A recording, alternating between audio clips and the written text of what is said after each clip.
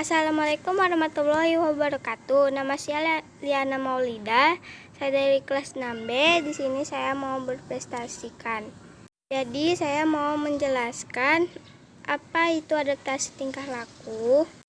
Adaptasi tingkah laku adalah tingkah laku makhluk hidup untuk menyesuaikan diri dengan lingkungannya agar tetap bertahan hidup. Contoh adaptasi tingkah laku pada tumbuhan antara lain: yang ke-1, pohon jati akan menggugurkan daunnya pada musim kemarau untuk mengurangi penguapan. Yang kedua, pada musim kemarau tumbuhan berakar rimpang seperti jahe akan melakukan etivasi dengan cara mematikan sebagian tumbuhnya yang tumbuh di permukaan untuk mengurangi penguapan.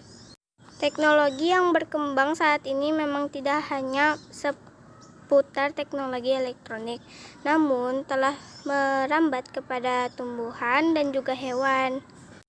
Banyak bermunculan teknologi tumbuhan yang berhubungan dengan cara menanam tumbuhan agar hasilnya melimpah. Ada juga teknologi yang membahas tentang bagaimana membiarkan hewan. Yang pertama, hidroponik. Hidroponik adalah cara penanaman tumbuhan menggunakan larutan nutrisi dan mineral dalam air tanpa menggunakan tanah yang saat ini banyak dikembangkan oleh para petani hidroponik. Biasanya cara ini dilakukan untuk menanam tanaman darat seperti paprika, tomat, timun, melon, terong, dan selada. Tanaman ini bisa tumbuh dalam wadah yang diberi nutrisi dan mineral dalam air, atau bisa juga ditambahkan media yang tidak dapat menyerap air seperti kerikil, spons, sekam, ataupun serbuk kayu. Yang kedua, vertikultur. Teknik ini sangat cocok dilakukan di daerah perkotaan yang minim lahan. Teknik ini merupakan budidaya yang menanam tanaman dengan cara membuat instalasi secara bertingkat sehingga meskipun lahannya sempit, tetap menghasilkan tanaman yang melimpah. Yang ketiga, kultur jaringan tumbuhan. Kultur jaringan adalah salah satu cara untuk memperbanyak tumbuhan dengan mengambil bagian dari suatu tumbuhan seperti sel atau jaringan sel. Bagian yang sudah diambil tersebut diletakkan di tempat yang mengandung nutrisi dan zat pengatur hormon, sehingga bagian tanaman tersebut dapat memperbanyak diri dan berkembang menjadi tanaman utuh yang memiliki akar, batang, dan daun. Yang keempat, inseminasi buatan.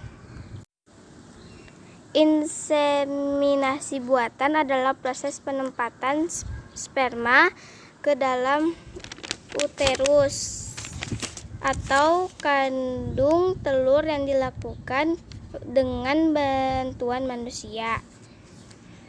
Yang kelima, cloning. Cloning adalah proses mengganti sel telur dengan sel somatis dan diberi kejutan listrik hingga sel tersebut berkembang biak. Setelah berhasil berubah menjadi embrio tersebut ditanamkan pada hewan betina. Keenam, hibridisasi. Untuk mendapatkan individu baru yang mempunyai sifat berbeda dengan induknya, kita bisa menggunakan metode ini untuk menyilangkan dua individu yang berbeda sifatnya, sehingga diharapkan anaknya akan memiliki sifat yang berbeda. Sekian, terima kasih dari prestasi saya hari ini. Semoga bermanfaat prestasi ini. Assalamualaikum warahmatullahi wabarakatuh. Bye-bye. Kultur jaringan adalah salah satu cara untuk memperbanyak tumbuhan dengan mengambil bagian dari suatu tumbuhan seperti sel atau jaringan sel. Bagian yang sudah diambil tersebut diletakkan di tempat yang mengandung nutrisi dan zat pengatur hormon, sehingga bagian tanaman tersebut dapat memperbanyak diri dan berkembang menjadi tanaman utuh yang memiliki akar, batang, dan daun. Yang keempat, inseminasi buatan. Inseminasi buatan adalah proses penempatan sperma ke dalam uterus atau kandung telur yang dilakukan dengan bantuan manusia. Yang kelima, cloning. Cloning adalah proses mengganti sel telur dengan sel somatis dan diberi kejutan listrik hingga sel tersebut berkembang biak. Setelah berhasil berubah menjadi embrio, embrio tersebut ditanamkan pada hewan betina. Keenam, hibridisasi. Untuk mendapatkan individu baru yang mempunyai sifat berbeda dengan induknya, kita bisa menggunakan metode ini untuk menyelangkan dua individu yang berbeda sifatnya, sehingga diharapkan anaknya akan memiliki sifat yang berbeda. Sekian, terima kasih dari prestasi saya hari ini. Semoga bermanfaat prestasi ini. Assalamualaikum warahmatullahi wabarakatuh. Bye-bye.